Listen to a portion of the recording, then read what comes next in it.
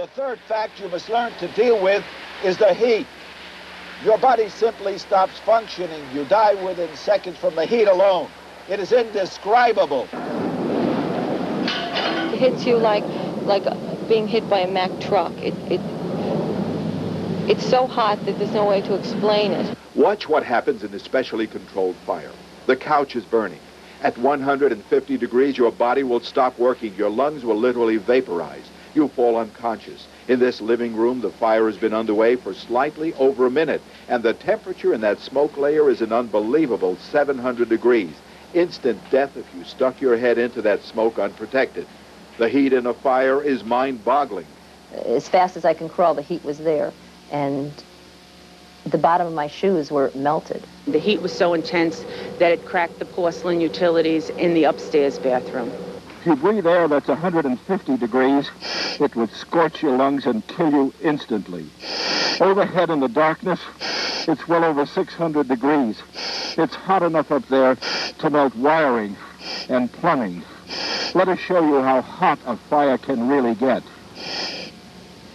Watch the heat in this room build to explosive heights. What you see happening here is called a flashover. The intense heat reaches a point where almost everything in the room is burning. The temperature is now hundreds of degrees, and the smoke itself is ready to ignite, blowing out the entire structure. There's no chance at all of survival in this heat. So fact number 3 is the heat.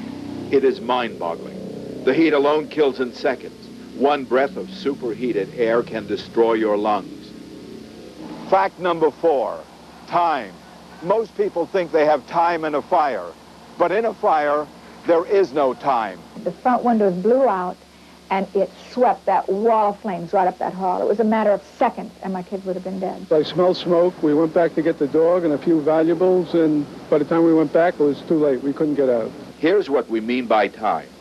A wastebasket fire begins. It's undetected. Within a minute, the sofa is on fire, and the smoke is beginning to fill the room. But it hasn't set off the smoke detector in the next room. Upstairs, there's no warning yet. Downstairs, the heat is intense enough to knock you unconscious if you try to enter. Now, it's 2 minutes into the fire. The smoke detector goes off. This is your first warning there's a fire. The smoke pours upstairs. Downstairs, it's now 3 minutes. The room is fully involved. The thick, choking smoke is lowered. Nobody would survive in this room. Now, it's 4 minutes into the fire. The upstairs and downstairs hallways are impassable. If you didn't have an escape plan, you're trapped. It's been only 2 minutes since the smoke detector sounded the alarm. In all, it took 5 minutes after the fire started for the gas, smoke, and heat inside the house to kill everyone. In 2 to 5 minutes, forget it. It's all over. So it turns out that time may be your biggest enemy in a fire. You may have less than a minute or 2 to get your family out safely. So there you have it. Basic facts which most Americans don't know. 1, a fire is black. It is not light. You will not be able to see in a fire. Expect that. 2, the smoke and the gas in a fire will kill you, not the flames. 3, the heat is so intense your body simply shuts down. You will die within seconds. And 4, time. You have no time in a fire. You must get out. If you know these 4 basic facts, you can plan to get out alive. Let's see how you respond to these common fire situations. How would you respond to this common accident in the kitchen, a grease fire? Would you reach for a lid cover if it were handy and place it over the flames? Or would you pour baking soda on the flames? Would you use a fire extinguisher? Or would you use water? I would use baking soda. I would put a lid on it. The baking soda, I think, works if you don't have a fire extinguisher. The correct way to deal with a grease fire, use a lid cover, baking soda, or fire extinguisher. How well do they work? Watch.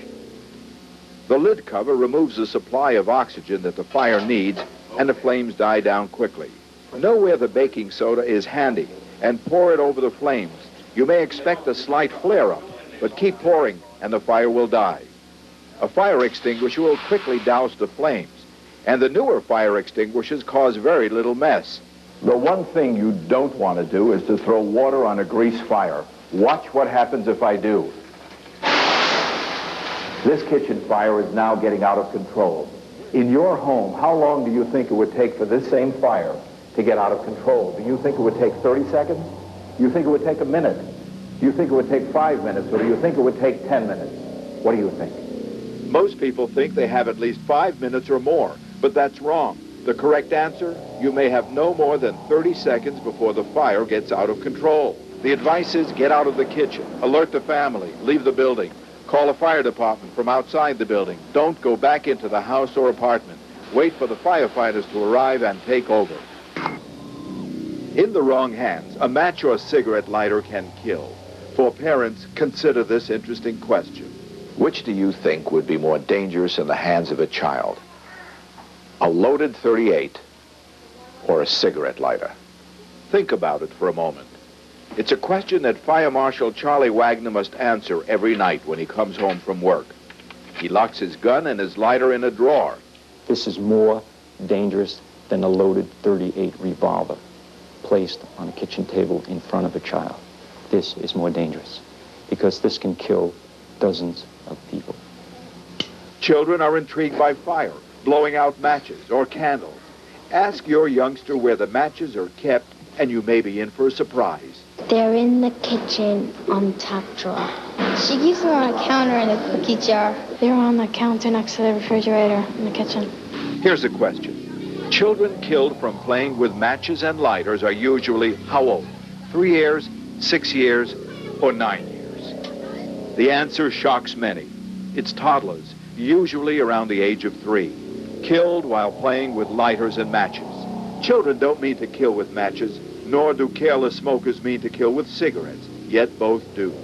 Question. True or false? Most fires caused by careless smoking are in the bedroom. I think it's true because people probably fall asleep in bed, the cigarette hits the mattress, it smolders and starts a fire. True, people get too relaxed and they forget about the fact that they're smoking. I think a lot of people that smoke in bed. They'd have their last cigarette before they go to sleep at night and fall asleep with the cigarette still burning, and so that starts a fire. The correct answer is false. Most careless smoking fires occur in any room of the house, the living room, the television room, the playroom, any room you smoke in. You're at a party. The folks are smoking and drinking, having a good time, and unnoticed to anyone, someone has dropped a cigarette butt on the couch. How long do you think that cigarette butt would continue to smolder before bursting into flame? Do you think it would be 15 minutes, 30 minutes, an hour? Or maybe you think it would smolder for 3 hours before breaking into flame. The answer is that cigarette butt could smolder for well on to 3 or 4 hours before bursting into flames, well after you've gone to bed.